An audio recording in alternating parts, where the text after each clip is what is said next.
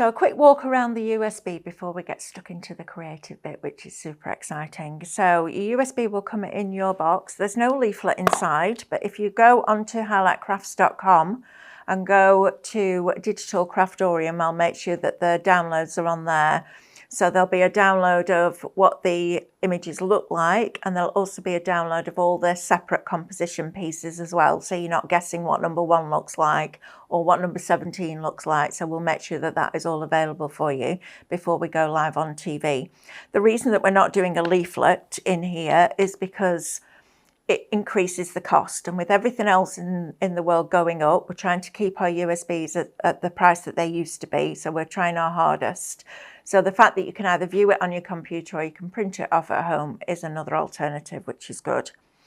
So once you've got your USB, you're going to pop it into the side of your machine, and it doesn't matter which machine, which scan and cut you own. It makes no difference whatsoever. It doesn't matter. You can use it in all of them. So the USB I've just popped into the side of my SDX here, and we're going to go to our main screen and we're going to retrieve data because it's an external artwork. It's not part of the shapes that are inside the machine's memory. We're then going to select the USB and you will get your 3 folders. So you've got complete compositions, individual florals and individual foliage. So we're going to start working with the complete compositions because I want to show you a few different ways that you can bring these into Canvas Workspace. So you've got your gerbera daisy, your hydrangea, your lily, your peony, your rose and your sunflower. So let's bring on the rose composition first of all. So you've got all these different layers. So you've got your foliage detail, you've got your foliage matte, you've got your actual foliage, and this will all start to make sense as we go through this filming. You've got your rose detail, your rose mattes, your roses, but if we go back up, you've also got resize files. So if you just want to bring on every part of the roses, you will select the resize file, okay? And you're going to send it from your machine into Canvas Workspace.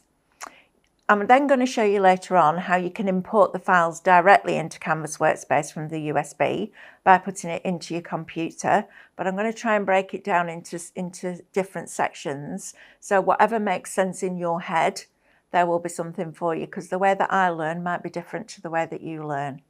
So I'm going to select the resize files for the rose composition. So I'm going to click on the rose composition and it will bring up all the different files that I need for this. Now these have been grouped. So when I send it into Canvas Workspace, they stay the same because what we've done is compounded them. So we've made sure that we've punched the detail through the back layer if it needs to be, or we've made sure that you can't ungroup it when you get into Canvas.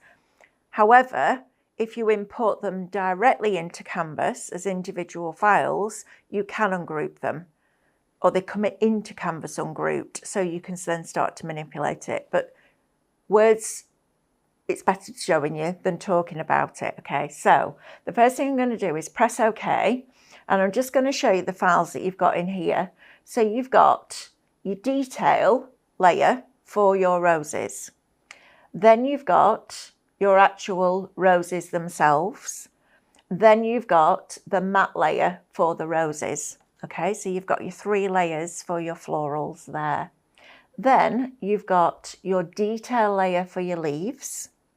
You've also got your leaves themselves, and then you've got the cutting file if you want to cut it out.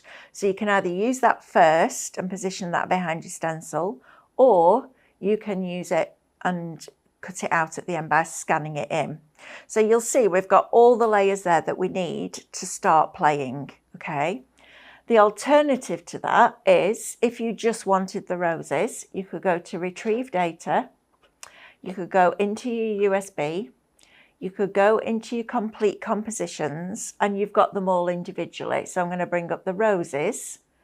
So if I wanted the foliage matte, for example, I would click on Foliage Matte, wait for that to open, and then set that on the mat. Then I would add, and I would go in and I would retrieve data back from the USB again, go back into my Complete Compositions and back into my rose composition, and this time I might want the foliage. So I'll bring on the foliage by itself.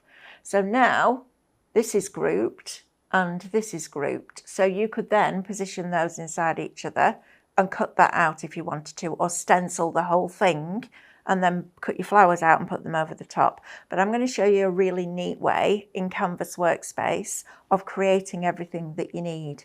And it's a different way to the way that we normally do it. And it's quite funny, the story's quite funny, because I am nervous about technology because I didn't grow up in an age where computers were everywhere. That was kind of, they were coming in as I was leaving school. So Lauren came and sat with me the other day and she's like, but if you do this, this and this, then you can do that, that and that. And I went, oh, hang on a minute, that's too complicated. I instantly put a wall up and then I knocked the wall down in my head and I went, right, okay, show me again. And I'll be really honest with you, it's not complicated, but it will take you a few times to get used to it. So I'm also going to get Lauren to put on the written instructions, because it may be that you're a visual learner and the education will be brilliant. But if you don't want to have to keep pausing it, we're going to give you the written instructions as well. And it's the same for everything that you do. So we're going to give you different options. And it's a really cool way of doing it. So I then went home with Lauren's instructions and sat for about 2 or 3 hours just doing the same thing over and over and over again. So now it stays in your head. So it's how you learn. You might pick it up like that. Personally, I don't. And I'm all right with that, because I know that I just need to learn. I need to do something time and time again for it to stick. So we've seen the USB. I'm just going to show you one more thing before we move on, and that's the individual layers. So I'm going to press OK, and we're going to go back to Retrieve Data and back to the USB. And this time we're going to go to Individual Florals. So I'm going to tap on that folder, and I'll go for the rows again. And you'll see you've got rows 1, 2, 3, and the rows trio.